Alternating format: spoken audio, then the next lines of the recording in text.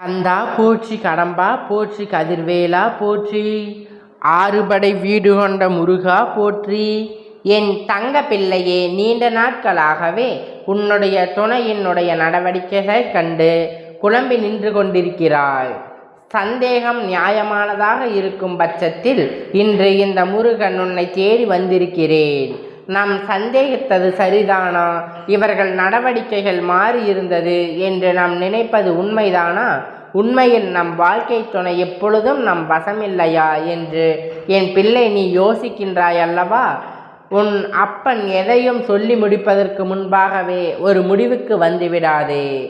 அப்பன் என்ன சொல்ல நினைக்கின்றான், எந்த விஷயத்தை நம்மிடத்தில் சொல்ல முயற்சி செய்கிறான் என்பதை முதலில் நீ புரிந்து கொள்ள தொடங்கு. இந்த விஷயம் என்று மட்டுமல்ல, எந்த விஷயமாக இருந்தாலும் உன் அப்பன் சொல்ல நினைப்பது என்னவென்று நீ தெரிந்து கொள்ள வேண்டும். நிச்சயமாக உனக்கு ஒரு பதில் கிடைத்துவிடும். தேவையில்லாத குழப்பங்கள் உனக்குள் இருந்து கொண்டே இருக்கிறது. நல்ல விஷயங்கள் நிச்சயமாக உன்னை தேடி வரும். என் பிள்ளை, இந்த வாழ்க்கையை பற்றி பயம் எப்பொழுதும் உனக்குள் இருந்து கொண்டே இருக்கிறது. ஏனென்றால் மற்ற மனிதர்களின் வாழ்க்கையை பார்க்கும் பொழுது உனக்கு உன் வாழ்க்கை அதே போல் ஆகிவிடுமோ, ஒவ்வொருவரும் வாழ்க்கை துணை பிரிந்து இருப்பது போல நம் வாழ்க்கையும் மாறிவிடுமோ என்று நீ பயந்து கொண்டே இருக்கின்றாய். உண்மையாகவே மற்றவர்கள் போல நம் வாழ்க்கை மாறும் என்று நினைப்பதை விட அவர்கள் போல நம் வாழ்க்கை எப்பொழுதும் இருந்துவிடாது என்று நீ எண்ணிக்கொண்டே இருக்க வேண்டும். ஆனால் என்ன செய்வது? உன்னுடைய பயம் உனக்கு அல்லவா என்ற இந்த விஷயத்தை எல்லாம் தெளிவாக கேட்டு, உனக்குள் இருக்கின்ற இந்த பயம் நியாயமானதுதானா? உண்மையாகவே இத்தனை காலம் உன்னை பயந்து சரிதானா என்பதை தெரிந்து கொள். என் பிள்ளையே, சந்தர்ப்பமும் சூழ்நிலையும் யாரை வேண்டுமானாலும் எப்படி வேண்டுமானாலும் மாற்றலாம். யாருடைய குணங்களும் எப்படி வேண்டுமானாலும் திசை திரும்பலாம். இது உனக்கு நன்றாகவே புரிந்துவிட்டது. ஏனென்றால் நல்லவர்கள் என்றும் நினைத்தவர்கள் எல்லாம் இன்று ஏமாற்றக்கூடியவர்கள். உனக்கு துணையை புரிந்து செல்வது இங்கு வேடிக்கையாகவே விட்டது. தன்னுடைய துணை அவர்களுக்கு எவ்வளவுதான் உண்மையாக இருந்தாலுமே ஏதாவது ஒரு காரணத்தை சொல்லி அவர்கள் பிரிந்து செல்வது வேடிக்கையாக விட்டது என்று நீ உன்னுடைய சிந்தனைக்குள் வைத்திருக்கிறாய்.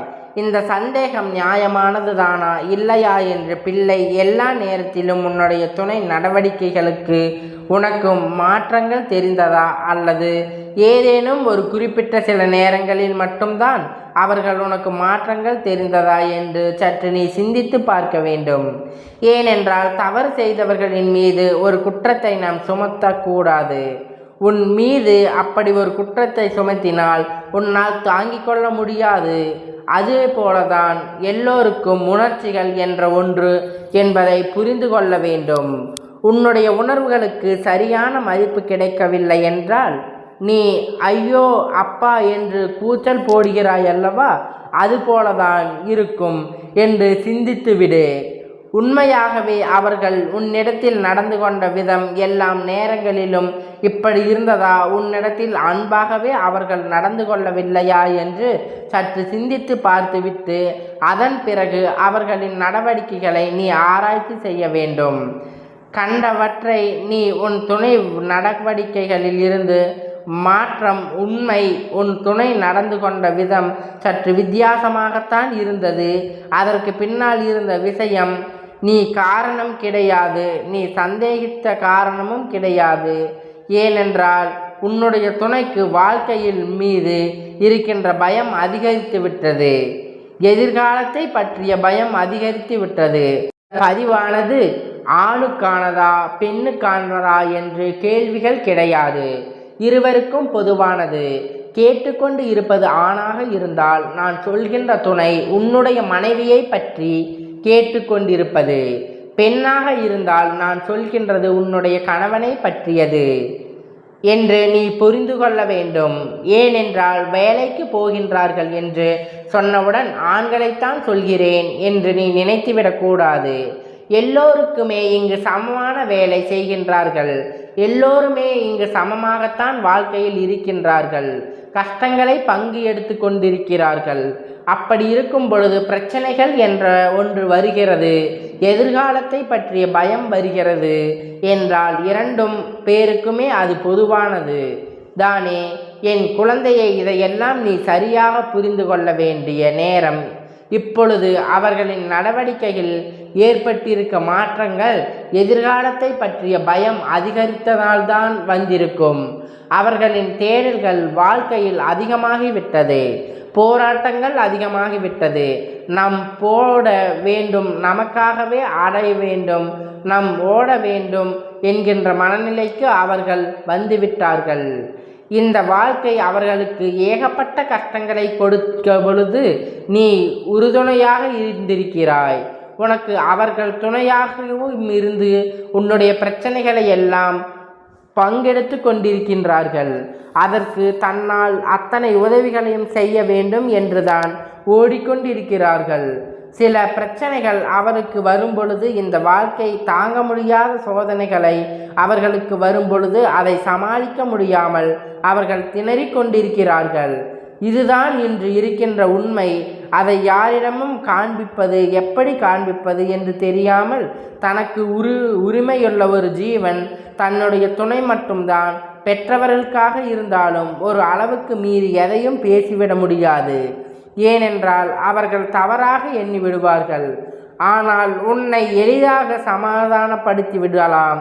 உன்னிடத்தில் எந்த விஷயத்தையும் சொல்லிவிடலாம், சொல்லி புரிய வைத்து விடலாம் என்பதுதான் அவர்களுக்குள் இருக்கின்ற நம்பிக்கை.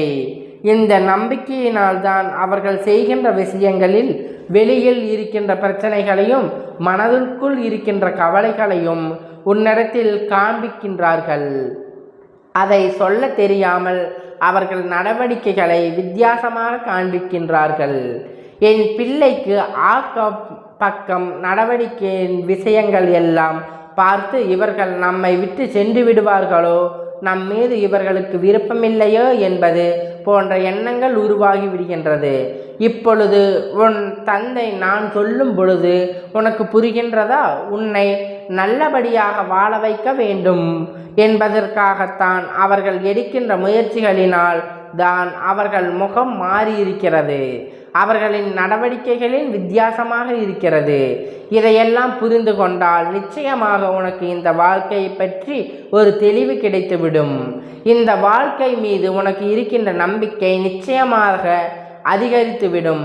தேவையில்லாத காரணம் இல்லாமல் உன் துணையின் மீது எப்பொழுதும் நீ சந்தேகிக்காதே. என் பிள்ளையே, ஒருவேளை உன் அப்பன் சொல்வது உண்மை இல்லையோ, நம்முடைய துணை அப்படி நடந்து கொள்ளவில்லையோ என்று நீ நினைக்கப்பாயானால், என் பிள்ளையே, உண்மையாகவே அவர்களுடைய நடவடிக்கை வேறு விதமாக இருக்கும். நான் சொன்னது உனக்கு புரிந்திருந்தால் நிச்சயமாக உன் வாழ்க்கையோடு இது ஒத்து போயிருக்கும். நீயும் ஒத்துக்கொண்டிருப்பாய். ஒருவேளை உன் துணை பொறுப்பில்லாமல் சுற்றியிருந்தாலும், எதை பற்றியும் கவலைப்படாமல் இருந்திருந்தாலும் அவர்களுடைய கவனம் வேறு எங்கோ சென்று விட்டது என்று தான் அர்த்தம். குடும்பத்தின் மீது பொறுப்பு கொண்டு, குடும்பத்தின் மீது எந்த எதிர்பார்ப்பும் இல்லாமல் ஓடி அலைகின்றார்களே, ஒரு நாளும் இது போன்ற சந்தேகப்படக்கூடாது என்று தான் உன் அப்பன் சொல்கிறேன். பொறுப்பில்லாமல் சுற்றி திரிபவர்களை பற்றி நான் பேச வரவில்லை என் குழந்தை. ஆனால் கவலைப்படாதே, உன் வாழ்க்கை எப்பொழுதும் அழகாக மாறிக்கொண்டே இருக்கிறது. அவர்களின் உண்மையான அன்பிற்கு நீ பத்தியமாக மாறியிருக்கிறாய் என்பதை மறந்துவிடாதே. என் தங்க பிள்ளையே, இந்த அப்பன் உன்னுடைய ஆசீர்வாதங்கள் எப்பொழுதும் உனக்கு இருந்து கொண்டே இருக்கிறது. உன் துணை உன்னோடே இருந்து கொண்டே இருப்பார். அவர்களை பற்றி ஒருபொழுதும் நீ சந்தேகப்படக்கூடாது. ஏனென்றால் அவர்கள் உனக்காகவே வாழ்க்கையை அர்ப்பணிக்கின்றவர். எப்பொழுதும் இந்த முருகனின் ஆசீர்வாதங்கள் உனக்கு இருந்து கொண்டே இருக்கும். நீ மகிழ்ச்சியாக உன் வாழ்க்கை துணையை நம்பியே இரு. அவர்கள் உன்னை எப்பொழுதும் கைவிட்டு சென்று விட மாட்டார்கள்.